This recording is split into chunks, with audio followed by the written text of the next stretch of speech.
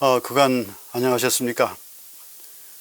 오늘은 제6과 총력 고군분투라고 하는 제목으로 함께 말씀을 나누겠습니다. 이 한글 번역은 전력을 다해 싸움 이렇게 되어 있습니다. 저는 이번 이 교과를 통해서 이 총력을 다해서 우리가 전쟁을 벌이고 있다는 사실에 대해서 좀 더 저희 모두가 잘 이해되기를 바랍니다. 그동안 저희는 고난의 경험이라고 하는 이 주제로 1과에서 6과까지 지금 공부를 하고 있습니다. 이제 지난 과에 극심한 시련을 공부했고, 오늘은 전력을 다해 싸움이라고 하는 제목으로 말씀을 나누겠습니다.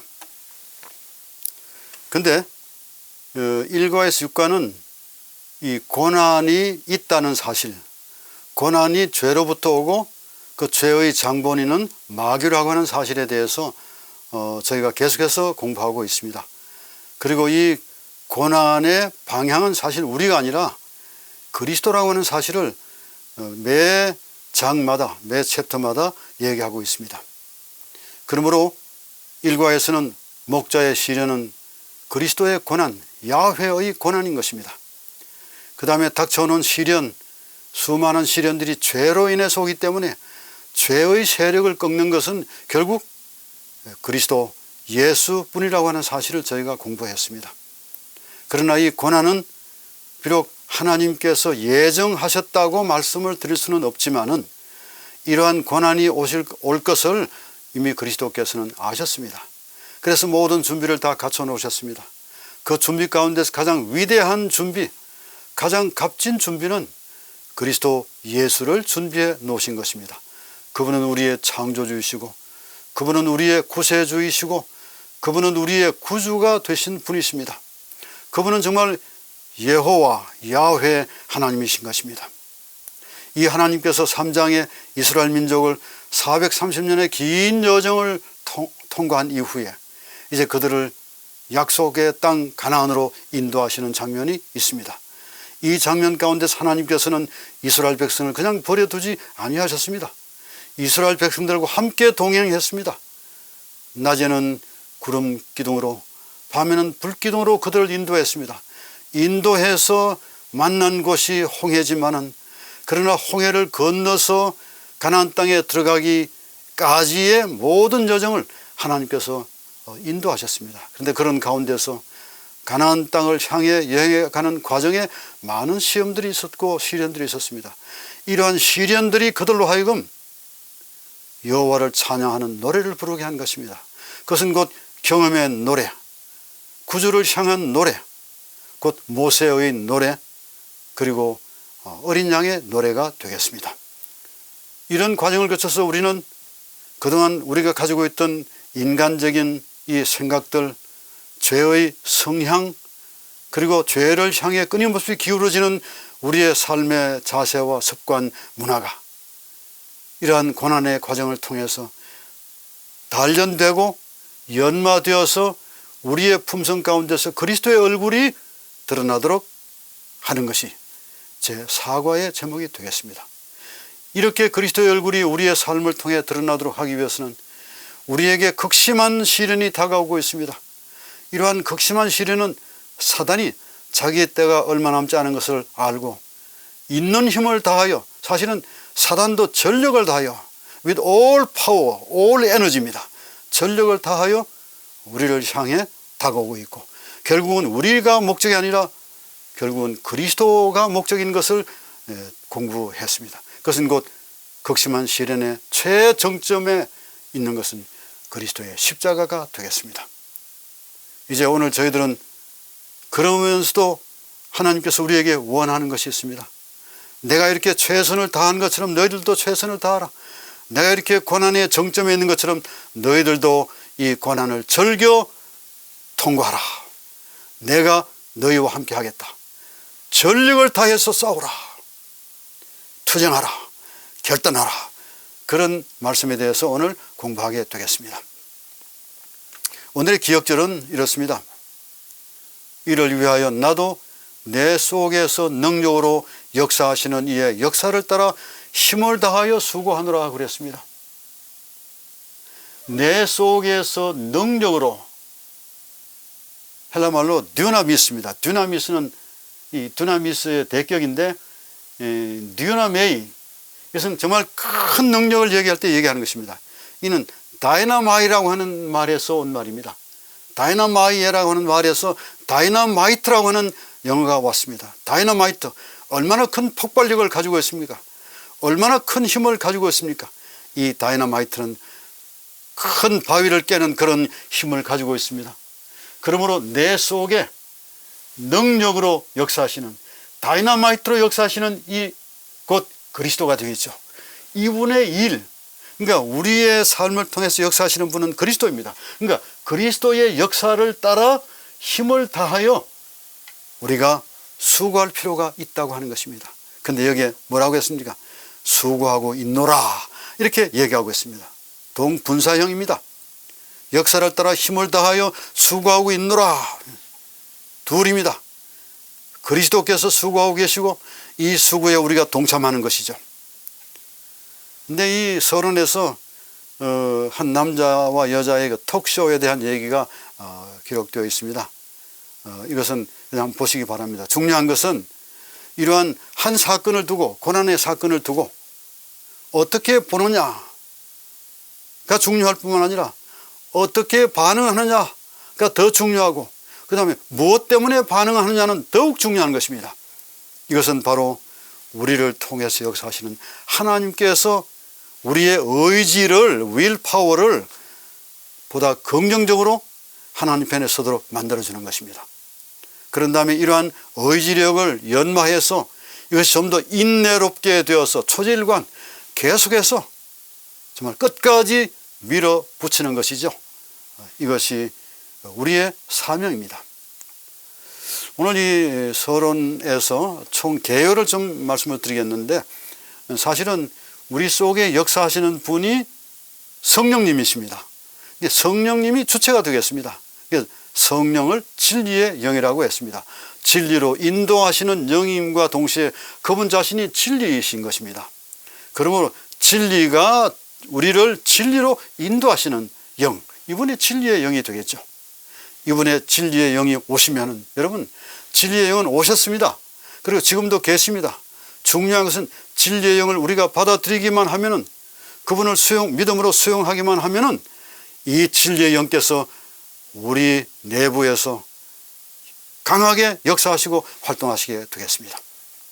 두 번째는 이러한 진리의 영이 활동하는데 우리가 방관하고 있을 수가 없죠. 그래서 진리의 영 되시는 성령님과 연합하는 것입니다. 성령님께서는 하나님을 우리에게 말씀해 주시고 있고 우리의 구속주인 그리스도를 드러내 보이고 있습니다. 이 그리스도와 우리가 협력하는 것이 중요한 것입니다. 근데 여기에 협력이라는 말이 신학적으로는 상당히 난해한 뜻을 가지고 있습니다. 우리가 어떻게 하나님의 역사에 협력하느냐, 우리가 무슨 힘이 있어서 하나님께 협력하느냐, 우리가 사실은 하나님의 역사에 participation, 동참한다고 하는 것입니다. 영어로는 cooperation이라고 했지만은 사실은 이 말은 동참하는 것입니다. 그것을 수용하고 받아들이는 것입니다. 그것을 믿는 것이죠. 이러한 하나님의 역사에 결국은 우리의 의지가 훈련을 받는 것입니다. 우리의 사상이 훈련을 받고 우리의 삶의 태도가 바뀌어지고 우리의 철학이 달라지게 되는 것입니다. 우리가 세상을 보는 눈이, 월드뷰가 달라지게 되는 것이죠. 이 일을 위해서 이 훈련의 목적은 과감한 결단인 것입니다. Radical commitment, Radical decision이라고 그랬죠. 과감한 radical이라고 하는 말은 아주 진보적인 것을 얘기하는 것입니다. 아주 획기적인 것을 얘기하는 것이죠. 과감한 결단이 우리에게 필요합니다. 우리 스스로는 이러한 결단을 내릴 수가 없어요. 성령께서 우리와 함께 하시면 우리는 그 결단을 내릴 수가 있습니다. 이 일에는 인내가 필요한 것입니다. 이것이 총력투쟁의 총론이 되겠습니다. 자, 그러면 이 총력투쟁에 있어서 주체는 진리의 영입니다. 진리의 영은 예수님께서 이 땅에 계시다가 이제 마지막 유월절 주간이 되었습니다. 마지막 유월절입니다. 예루살렘에서의 사건입니다. 예루살렘에서의 마지막 사건을 지금 저희들이 보고 있습니다. 최후의 만찬이 있었고 예수의 요한복음 17장의 마지막 중보의 기도가 있습니다. 이 기도가 얼마나 절절한 기도입니까? 그리고 겟세마네 동산에서의 싸움이 있습니다. 그런 다음 그날 밤에 잡히시고 시문을 받으시고 십자가에 달려 돌아가시게 됩니다. 이게 예루살렘에서의 마지막 인류를 향한 봉사입니다. 이 봉사에 대해서 이 봉사를 이 하나님의 교회, 하나님의 백성들에게 전달하고 그것이 사실이라고 하는 역사적으로 사실일 뿐만 아니라 하나님께서 온 우주를 통제하시는 분이시고 그리고 온 우주를 여전히 다스리고 계시는 분이신 것을, 그것이 진리죠. 그것을 드러내시는 분, 그렇게 인도하시는 분이 성령님이 되시겠습니다. 그래서 성령님을 보내주시겠다고, 성령을 보내주시겠다고 말씀하셨습니다. 이 성령을 보혜사 성령이라고 얘기하고 있습니다. 그런데 우리가 여기서 좀 요한복음 16장에서 관심 있게 보아야 할 것은 이 보혜사 성령을 또 다른 보혜사를 너희에게 보내주겠다 이렇게 말씀하셨어요. 그 다른 보혜사는 진리의 영이라고 그랬습니다. 그러니까 예수 그리스도도 보혜사인 것입니다. 보혜사의 역할을 감당하셨습니다. 우리와 함께 계셨고 우리를 도와주시고 우리를 안아주시고 우리를 위로해 주시고 우리에게 끊임없이 용기를 주시는 분이 바로 그분이셨습니다. 그분이 이제 떠나가실 때가 된 것입니다. 그런데 그분께서 성령님이 오실 필요가 있다 하는 것입니다. 시공간의 제한을 받지 않는 성령님, 예수님께서는 인생을 쓰시고 이 땅 위에 오셨기 때문에 그분은 시간과 공간의 제한을 받으시는 분이십니다. 비록 그분이 하나님이셨고 여전히 하나님이시지만은 신인을 겸해서 오신 그런 분이시지만은 그러나 이 땅에 계시면서 그분은 우리와 똑같은 형태로 똑같은 모습으로 똑같은 자세로 똑같은 성향을 가지시고 사셨습니다. 그러므로 그분은 제한을 받으시는 분이셨습니다. 그런데 제한을 전혀 받지 아니하시는 하나님, 진리의 영, 성령을 보내주시겠다고 말씀하셨습니다. 그 성령은 바로 보혜사 성령이 되겠습니다. 여러분, 이 보혜사 성령 때문에 사실 이러한 박해가 1세기 말에 교회에 박해가 있었지만 이 박해를 통해서도 하나님의 교회가 든든히 설 수가 있었습니다. 여러분, 많은 제자들이 다 순교당했습니다. 이제 요한만이 남게 되었습니다. 사실상 1세기를 선도하는 제자는 사도 요한이었습니다. 요한조차도 네로의 심각한 박해를 거친 후에 그 다음에 도미시안이라고 그러죠. 도미시안 황제의 박해하에 있었습니다. 그의 박해 때문에 그가 patmos에 가게 된 것입니다. 그런데 그런 박해를 그가 당하면서 고난이 무엇인지를 알고 고난에 그리스도께서 함께 동참하시고 그리스도가 정말 요한을 인도하시는 분이라고 하는 사실을 그가 확신했기 때문에 그는 어떤 위기 가운데서도 좌절하거나 낙담하지 않았습니다. 왜요? 그 곁에 그의 구세주, 그를 창조하신 분, 그를 인도하신 그리스도가 계셨기 때문에 그렇습니다. 그걸 믿었기 때문에 그렇습니다. 아무리 헬라의 사상이 마치 에피큐리안 사상이 온 로마를 휩쓸고 있을 때 말이에요. 세속주의 아니겠습니까? 이게 이원론에 근거한 것입니다. 육체와 영혼을 철저하게 분리하는 것입니다. 여기에서 도세투즘이라고 하는 가현설이 등장했습니다. 그리스도는 육체적으로 고난을 당하지 않으셨다. 육체적으로 고난을 받으신 것은 육체만, 사르크만 고난을 받았다. 이렇게 생각하고 있습니다. 그러나 그분의 영혼은 고난을 당하지 않았다. 그래서 십자가 상에서 영혼은 이미 사라졌다라고 말하는 그런 잘못된 사상이 다 헬라에서 온 사상입니다. 이런 사상으로 말미암아서 많은 사람들이 타락하게 되었습니다. 육체는 아무리 둥글어도 아무리 타락해도 그것은 영에 영향을 끼치지 못한다. 이런 사상이 1세기의 교회를 어렵게 만들었습니다. 곧 그것은 그리스도의 성육신을 부정하게 만든 것입니다. 여러분, 그리스도께서 육체를 쓰시고 이 땅 위에 오셨다는 것입니다. 육체를 쓰신 것은 플래시, 이 살만을 가지고 오신 것이 아닙니다. 그분은 우리와 똑같은 인격체이고 인간입니다. 그렇게 오셨어요. 이걸 부정하는 것입니다. 그렇기 때문에 뭐가 필요한가? 다른 중보자가 필요하다는 것입니다. 그래서 천사를 숭배하게 되고 천사 숭배 사상이 생겨나게 된 것입니다. 이러한 것의 절정이 황제 숭배 사상입니다. 그런데 황제 숭배에 반대되는 어떤 종교와 신앙도 박해의 대상이 될 수밖에 없습니다. 여러분, 이 박해는 심각한 박해인 것입니다. 이건 우리가 개인이 겪는 박해를 초월하는 그런 박해죠. 이러할 때 진리의 영이 우리에게 오신 것입니다. 성경은 이 진리의 영에 대해서 많은 얘기를 해주었습니다. 구약과 신약에 이 성령, 여러분 성령은 이제로부터 역사하셨지만 그러면 이 초대교회에 우리에게 부어진 성령은 어떤 성령이냐? 동일한 성령입니다. 동일하게 천지를 창조하신 창세기 1장에서 수면 위에 운행하신 그 영입니다. 그 성령님이 또 동일한 성령님이십니다. 그런데 그 성령님이 이제는 보혜사의 강력한 역할을 마지막으로 감당하시는 종말론적인 성령이 되신 것입니다. 이것을 구약 성경에서는 주의 성령이라고 그랬습니다. 루아흐, 카데시, 루아흐. 이게 루아흐라고 하는 말은 하나님께서 사람을 창조하실 때 흙으로 사람을 빚으시고 그 코에 생기를 불어넣으시는 생기, 네샤마라고 하는 동의어예요. 그건 바람입니다. 생명입니다. 이걸 하나님의 영 혹은 루아흐, 바람, 그리고 바람의 날개들, 이것을 영 혹은 바람, 숨, 이 breath, 숨. 그래서 이 성령이 구약에서도 여전히 가장 잘 표현된 것은 에스겔서 18장 31절과 예레미야 31장 31절에서 34절입니다. 이스라엘과 관련해서 가장 강력하게 역사하시면서 그 성령의 가장 최종 목적이 무엇이었는가 하면 이스라엘 백성들을 회개로 인도하는 것이었습니다.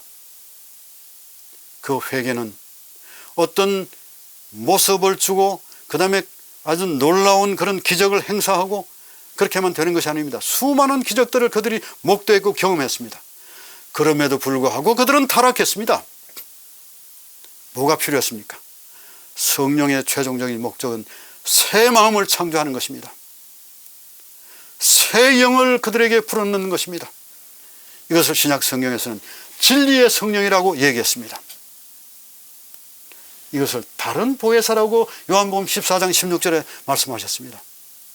동일한 하나님 위격을 가지고 계시고 동성동본의 하나님, 동질의 하나님이십니다. 우리를 동일하게 사랑하시고 새 하나님께서 한 분의 하나님으로 역사하시지만은 그러나 성령님, 성령 하나님께서 우리 곁에 계셔서 우리의 모든 고난에 동참하실 뿐만 아니라 우리를 인도하신다는 것입니다. 얼마나 놀랍습니까? 그래서 이 보혜사를 은혜의 성령, 생명의 성령, 곧 결국은 그리스도께 영광을 돌리는 영광의 영이라고 얘기하고 있습니다. 그가 와서 하시는 일이 있습니다. 여러분, 그 보혜사가 와서 바로 그 생명의 영이 오셔서 하시는 일이 있습니다. 그는 바로 죄에 대하여, 의에 대하여, 심판에 대하여 세상을 책망한다고 그랬습니다. 여러분, 이 책망이라고 하니까 죄에 대해서 책망하는 좋은데 어떻게 의에 대해서 책망하고 심판에 대해서 책망하느냐, 이렇게 질문을 받습니다. 사실은 이 원어 가운데 보면은 이것에 대해서 폭로하고 드러내는 것입니다. 그래서 expose 하는 것이죠. 드러내는 것입니다.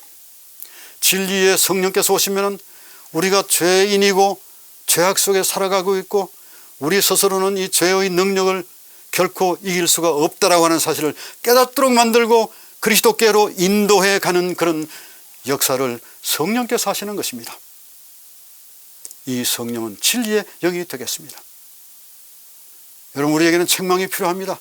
고난을 통해서 우리를 책망하시는 것입니다. 우리의 죄가 근원이 되어서 우리가 이러한 고통을 감수하고 있다라고 말씀하시죠. 그러나 주님께서는 우리를 그냥 버려두지 않으시고 우리를 인도합니다. 어디로 인도하는가? 진리 가운데로 인도합니다. 이것은 하나의 과정이야. 이것에 너무 실망하지 말어. 이 징검다리를 건너면 우리가 그토록 오매불망 기다리는 주님이 계시는 거야. 주님께로 가자. 여러분, 그러면서 우리에게 더 용기를 주기 위해서 enforce 하는 것이죠. 더 용기를 주기 위해서 우리에게 뭐를 보여주십니까? 성령께서 우리가 그동안 보고 들은 것들, 배운 것들을 말씀하시고 장래의 일을 얘기해 주십니다. 그러면서 결국은 영광에서 영광으로, 믿음에서 믿음으로, 완전에서 완전으로 가다가 결국은 우리 주님 영광스러운 그 얼굴, 버니엘, 하나님의 얼굴을 보게 된다는 것입니다. 여러분, 결국은 우리의 고난은, 우리가 당하는 고난은 그리스도께 영광을 돌리기 위한 고난입니다. 그러므로 고난에 대한 바른 이해가 있고 성령께서 함께 하신다는 것을 우리가 알게 되면 우리는 우리 스스로가 이 고난에 빠져서 낙담하지 않습니다. 우리가 일어나는 것입니다. 주님의 손을 잡고 부여잡고 일어나는 것이죠. 이 신자들은, 이 성령은 신자들을 위해서 여러 다양한 형태로 설명을 하고 있습니다. 이걸 그냥 제가 지나가겠습니다. 너무 많은 얘기들이 있습니다. 성경을 펴보시면 정말 성경은 성령의 책이라고 말할 수 있습니다. 성경은 그리스도의 책입니다. 성령은 여호와 하나님의 책이죠. 그런데 하나님의 백성을 인도하는데 그 하나님의 백성이 신자들이에요. 하나님을 섬기는 자녀들입니다. 그래서 신자들을 도우신다고 그랬습니다. 그리스도의 진리를 가져오고 그리고 그리스도가 실제로 우리 곁에 임재해 계신다고 하는 것을 가르쳐주고 있습니다. 그리고 그리스도는 교회를 인도하시는 것이죠. 하나님의 교회를 돕고 계십니다. 그리스도는 교회에 특별한 은사를 주셨습니다. 그 은사를 성령의 은사라고 말합니다. 우리 성도들이 지금 달란트로 하나님의 교회를 섬기는 것은 사실은 성령께서 주신 은사입니다. 그리고 결국은 신자들의 심령을 감동으로 채워서 결국은 침례를 받게 하고 그리스도의 죽으심과 부활에 동참하도록 그렇게 만드는 역할을 하는 것입니다. 그러므로 이 진리의 성령은 정말 우리에게 필요합니다. 둘째는 하나님과 인간과의 결합입니다. 이미 말씀을 드렸습니다. 결합이 아니고 동참이라고 말씀하셨습니다. 하나님의 능력에다가 인간의 노력을 플러스하는 게 아니고 어떤 면에서 하나님의 능력은 아주 큰 능력입니다. 다이너마이트 능력을 가지고 있습니다. 그런데 인간의 노력은 코피 아우라고 하는 말은 정말 코에 피가 나도록 아주 결정적으로 싸우는 그런 노력이 우리에게 필요하다는 것입니다. 우리가 그렇게 아주 있는 힘을 전력을 다해서 투쟁하는 모습을 그리스도께서 보신다는 것이죠. 성령을 통해서. 이것이 곧 골로새 교회가 당면하고 있는 유대주의, 율법주의, 헬라 사상, 이미 말씀을 드렸죠. 성주신 사상, 이러한 사상들을 다시 교정시켜서 진리로 인도하는 역할을 할 수가 있습니다. 저는 이걸 제가 이렇게 말씀드리기를 참 좋아하는데, 이 히브리 문학 구조가 참 아주 잘 되어 있습니다. 이런 대부분의 많은 이 글들이 히브리 문학의 평형 대구형이나 혹은 평형형이나 반복형이라든지 이런 형들을 통해서 강조하는 것이죠. 여기에서 강조하는 게 뭐죠? 성령께서 진리가 무엇입니까? 그리스도만이 창조주이시고 중보자이시다라고 하는 것입니다.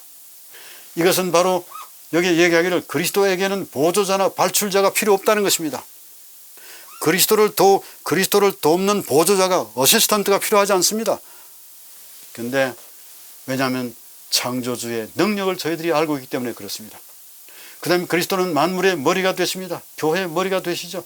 그리스도 안에서 이것이 충만한 것입니다. 그리스도를 통해서 만물이 충만한 상태, 지혜와 지식과 모든 보화에 있어서 그렇습니다.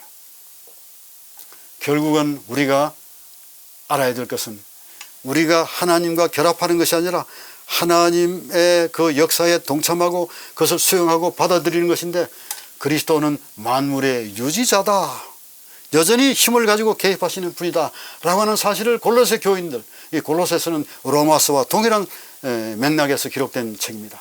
그렇기 때문에 사도 바울이 얘기하려고 하는 것은 그리스도는 만물의 유지자다, 서스테이너 혹은 메인테이너다 라고 하는 것이죠.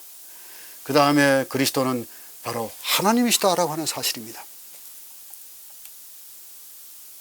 이런 가운데서도 하나님께서는 인간의 수고에 대해서 의미를 부여하십니다. 그럼 우리가 어떻게 하면 되겠는가? 어떻게 하는 것이 전력을 다하는 것입니다. With all our energy라고 그랬습니다. 그런데 그게 이 영어로는 all hour라고 하는 말을 뺐습니다. all 에너지라고 그랬습니다. 그 에너지는 그리스도의 에너지이고 그 다음에 우리의 에너지이죠. 자, 우리가 해야 될 일이 있습니다. 이것은 바로 이것입니다. 히브리서 12장 4절에 이렇게 말하고 있습니다. 오직 너희의 하나님 여호와께 뭐하라? 붙어라. 붙어. cleave unto. 붙어라. 그 다음에 좁은 문으로 들어가기를 뭐하라? 힘써라. 그랬습니다. strive. 그리고 이기기를 다투는 자마다 모든 일에 뭐 한다고요? strict training. 절제라고 하는 말이 아주 좀 넓은 의미입니다. 아주 심각하게 철저하게 훈련을 받으라, 이 말씀이 되겠습니다. 우리에게는 정말 훈련이 필요합니다. 바울이 에베소 교회에서 목회하는 지도자들에게 강조해서 보내고 있는 것이 이것입니다. 그리고 로마에 있는 신자들에게 바로 이 얘기를 강조하고 있습니다. 그리고 골로새에 있는 교인들에게 바로 이 사실들을 얘기하려고 하는 것입니다. 하나님의 능력을 힘입어라. 하나님의 능력을 힘입어라. 이게 전신갑주입니다. 말씀으로 힘입고, 언약으로 힘입고, 그리고 믿음으로 힘입고, 그리고 하나님에 대한 철저한 의존입니다. 하나님께 의존하기만 하면은 철저하게 달라붙어 있는 것이죠. 여기에는 개인적인 노력과 훈련이 필요하다고 하는 것입니다. 이것을 컴비네이션이라고 했는데 콤비가 맞다고 하는 말로 이해하면 좋겠습니다. 우리가 하나님의 일에 인간이 협력한다.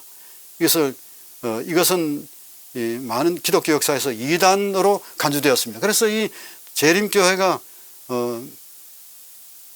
여러 이제 그 논란 가운데서 이단으로 간주를 받고 있는 것 핵심이 무엇인가 하면 인간의 노력을 하나님의 노력과 동일한 위치에 놓는다고 하는 것이죠. 저희는 그렇게 놓지 않습니다. 그 다음에 인간의 의지와 하나님의 의지와 같이 있다는 것입니다. 그래서 결국은 그보다 더 나아가서 인간의 의지가 더 중요하다, 이렇게 이제 강조하고 있습니다. 저는 그렇게 강조하고 있지 않습니다. 그래서 그들이 우리에게 붙인 이름이 아르미니우스의 사상에 따른 아르미니안이라고 하고, 그 다음에 어떤 아우구스티누스의 사상에 반대하여 일어났던 펠라기우스, 펠라기안이라고 그렇게 말하기도 합니다. 저희들은 펠라기안도 아니고 아르미니우스의 사상을, 아르미니안 사상을 가지고 있지도 않습니다. 다만 성경의 사상을 가지고 있는 것입니다. 성경은 우리에게 말하기를 싸우라고 그랬고, 절제하라고 그랬고, 힘을 쓰라고 그랬고, 그 다음에 달라붙어 있으라고 그랬습니다. 이것은 우리가 할 수 있는 것입니다. 그러나 성령의 도움을 통해서 할 수 있다는 말씀이죠. 하나님의 능력과 인간의 노력의 결합 조건이 있습니다.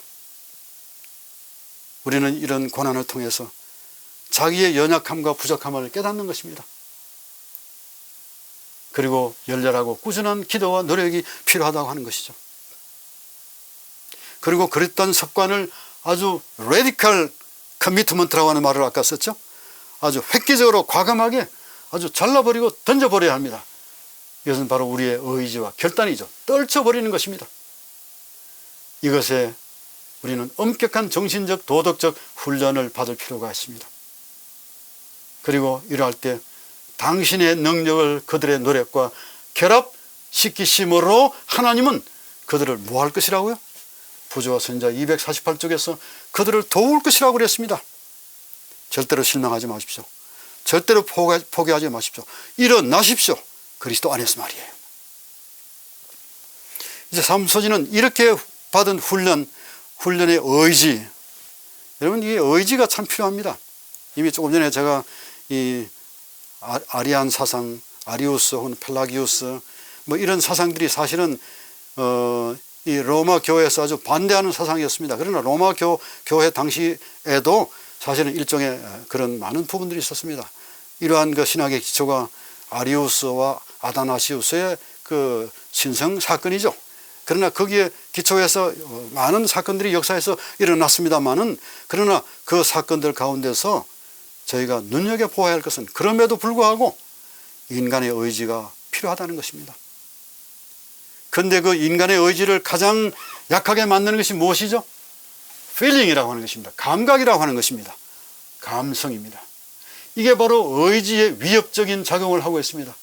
이것을 감정주의라고 말하고 이것을 선정주의라고 얘기하고 또 영어로 말하면 센세이셔널리즘이라고 얘기합니다. 센세이션, 붐, 혹은 환경에 지나치게 영향을 받는다는 것입니다. 비록 인간이 환경에 영향을 받는 그런 존재입니다만은 그러나 그 가운데서도 아주 진리에 굳게 서야 할 도덕적 어떤 지각력이 우리에게 필요한데 이러한 지각력을 덮어버리는 것이 무엇인가 하면 feeling이라고 하는 것입니다. 신학적 가운데 슐라이 에르 마흐는 얘기하기를 실존주의 철학자입니다. 종교가 뭐냐라고 물었습니다. 그때 그는 인간 절대 의존의 감정이라고 그랬습니다. 감정, feeling. 그거는 사실은 맞는 것이 아닙니다. 일부 맞지만은 그러나 그것이 다 맞는 게 아니에요. 신앙은 감정이 아니고 원칙입니다. 사랑은 감정이 아니고 원칙이에요. 그건 하나님의 법입니다. 하나님의 질서고 하나님의 품성인 것입니다. 그 신뢰로 많은 사람들이 우리의 이 성경에 나온 인물들이 타락했습니다. 이브도 감정 때문에, 다윗도 그렇습니다. 베드로도 역시 마찬가지예요. 그러므로 의지는 뭐 해야 된다고요? 의지는 훈련받아서 우리 스스로가 하나님의 도움을 받아서 결단할 수 있는 결단력이 필요하다고 하는 것입니다. 그래서 오늘 저에게 필요한 것은 너희가 선결자를 오늘 택하라. 택하는 것은 우리에게 달려 있습니다. 그래서 예정설도 무조건 절대적 예정설이 아니라 조건적 예정설인 것입니다. 절대적 예정설은 구세주를 허락해 주신 것은 절대적 예정입니다. 그리고 그를 믿는 모든 사람들이 구원을 받는 것은 절대적인 예정입니다. 그러나 그 구원을 놓칠 수도 있다고 하는 것입니다. 그 조건 가운데 하나가 무엇이냐 하면 우리가 그것을 믿음으로 받아들여야 하는 것이죠. 섬길 자를 우리가 택하는 것입니다. 이러한 의지의 요소들이 있습니다. 우리가 강한 의지를 결정하는 데는 이런 요소들이 있습니다. 책망, 경고, 주의, 견책, 단련, 훈련 이런 것들이 필요합니다. 그래서 욥기 23장 10절에서는 이런 것들을 가지고 우리의 의지를 단련하신 후에 우리의 의지, 이것을 좀 신학적 용어 혹은 교회론적 용어 혹은 교회의 용어, 그게 품성이에요. 우리가 품성이라는 용어를 일반적으로 잘 쓰지 않습니다. 뭐 개성이라든지 혹은 뭐 인성이라든지 이런 말로 많이 쓰는데 이 품성입니다. 이 품성은 이런 과정을 거쳐서 단련하신 후에 마치 무엇처럼? 순금, 그러니까 골드 메달이 아니라 골드, 자하브, 골드, 100% 순금인 것입니다. 그렇게 태어난 것입니다. 이것은 전력을 다해 싸울 때만 가능한 것입니다. 이제 우리는 결단할 때가 되었습니다. 우리가 살고 있는 이 시기는 매우 한정된 시기에 살고 있습니다. 제가 몇 번 강조를 들었습니다만 1844년 이후에는 더 이상 예언의 시간이 없습니다. 더 이상 예언된 게 없습니다. 그러므로 그 이후를 우리는 일컬어서 유예의 시간, time of probation, 덤으로준 시간이다 이 말씀입니다. 이 덤으로준 시간 속에 있기 때문에 언제든지 이 시간은 하나님께서 찾아가실 수가 있습니다. 언제든지 인류의 운명은 끝날 수가 있다는 말씀이에요. 아직도 수학적 공식처럼 물리적 어떤 공식처럼 반드시 이렇게 해야만이 될 수 있다라고 하는 조건이 사실상 사라졌습니다. 이번에 우리는 코로나 사태를 통해서 이것을 경험했습니다. 졸지에 도적같이 멸망이 혼련이 우리에게 임할 수 있다라고 하는 그 가능성을 저희들이 보고 있습니다. 그래서 아주 과감한 결단을 위해 이런 용어를 성경 말씀에 있는 말씀을 이렇게 얘기하고 있습니다. 마태복음 5장 29절 30절 이건 참 오해할 만한 그런 같은 죄를 범했으면 같은 벌로 벌을 주어라 이런 얘기로 우리가 받아들이는데 이것은 그렇지 않습니다. 과감한 결단을 위해서입니다. 모세도 레위기 24장 혹은 뭐 신명기 21장이라든지 이런 데서 이 얘기를 언급했습니다만은 이 언급은 그 앞에 있는 모든 것들을 다 얘기하고 난 다음에 얘기하는 것입니다. 한번 문맥을 보시면 좋습니다. 근데 내가 눈에 상처를 줬으니 눈을 빼라고 하는 말이 없습니다. 다만 실족하지 말라. 눈으로 실족하지 말라. 빼어버리는 것은 과감한 결단을 얘기하는 것이죠. 오른손이 했으면 오른손을 찍어버려라. 그럼 얼마나 많은 사람들이 손 없이 다녀가겠습니까? 그런 잔인하신 하나님이 아닙니다. 이것을 구약의 잘못된 신학자들이 데미얼지 하나님이라고 하는데, 데미얼지 하나님이 아니에요. 이런 아주 무서운 하나님이 아닙니다. 그런데 이것은 팔복과 율법을 통해서 자세하게 얘기했습니다. 여러분, 팔복은 정말 이게 원칙입니다. 가난한 자, 멸시받고 천대받는 자, 하나님이 여전히 사랑하신다는 것입니다. 그럼에도 불구하고 내가 뭘 하라고 하는 얘기입니다. 그리고 이것은 그리스도께서 오신 목적입니다. 그리스도께서 오신 목적은 율법을 완전하게 하기 위해서입니다. 이 율법은 하나님의 사랑으로 나눌 수 있습니다. 하나님의 사랑이 용해되어서 우리에게 가현적으로 보여주는 것이 하나님의 법인 것입니다. 그런데 이 법에서 끊임없이 성령은 우리를 통해서 얘기해서 하나님께로 가도록, 율법 자체가 우리에게 구원을 주는 게 아닙니다. 율법은 죄를 깨닫게 합니다.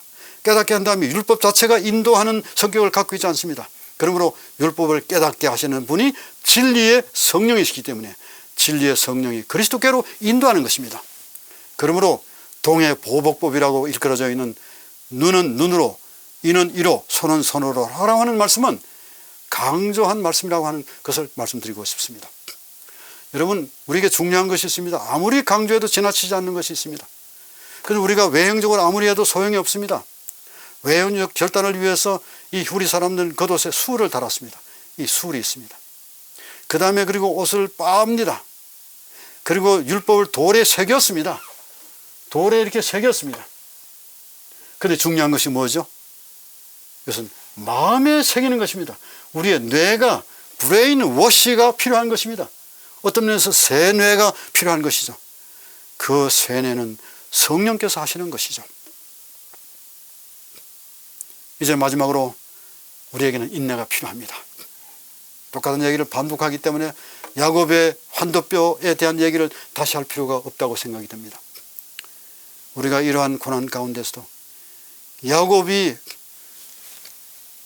메시아의 족보에서 중요한 역할을 차지할 수 있었던 것은 그가 인간이 경험할 수 있는 모든 환난과 경험의 모델이 되는 사람이었기 때문에 그렇습니다. 그 모델 중에 모델인 하나님과 더불어 겨루어 싸웠다는 것입니다. 하나님과 싸운 게 아니에요. 원래는 하나님으로 더불어 힘을 얻어 싸웠다는 것이죠. 하나님께서 싸울 수 있는 능력을 야곱에게 부여한 것입니다. 그래서 하나님이 하나님과 싸우는 것입니다. 왜냐하면 야곱은 하나님의 자녀지 않습니까? 우리가 하나님의 자녀인 것입니다. 하나님께서 이러한 싸움에서 새 이름을 주었습니다. 그 이름은 이스라엘인 것입니다. 여러분, 때때로 하나님께서는 우리를 위해 은혜롭게 이 일을 할 수 있지만 종종 그분은 우리에게 무언가를 포기하거나 우리가 좋아하지 않는 어떤 일을 시작하도록 획기적인 결심, 여러분, 획기적인 radical commitment, 획기적인 결심이 획기적인 위탁입니다. 주님께 획기적인 어떤 위탁을 하도록 만드시는 것입니다. 여기 뭐라고 했습니까? 도안이라고 하는 말을 썼습니다. 이 저자가 이 도안이라고 하는 말을 아주 좋아합니다. 그래서 영문 교과 50조 가운데 보면 도안이가 될 수 있는가 이렇게 번역을 했는데 제가 잘 번역한 것이라고 생각지 않습니다. 이 정말 얼마나 놀라운 도가니인가 라고 하는 것입니다. 이게 What a crucible that can be, 이것이 얼마나 놀라운 도가니인가 라고 하는 것입니다. 왜요? 이 도가니가 우리의 품성을 변화시켜 결국은 그리스도의 형상이 우리 속에 살아나기 때문에 그렇습니다. 이제 저는 말씀을 마치면서 부조와 선지자 198쪽에서 201쪽에 있는 말씀을 읽고 마치겠습니다. 인간의 도움은 헛됩니다. 인간의 능력은 한계가 있습니다. 유일한 도움은 하나님께로부터 옵니다. 하나님의 자비로운 약속이 우리의 큰 보증이 되고 있습니다. 우리 모두 이 투쟁에서 승리해서 최선을 다하여 그리스도의 구원을 쟁취하는 그런 저희 모두가 되시기를 바라면서 말씀을 줄이겠습니다. 감사합니다.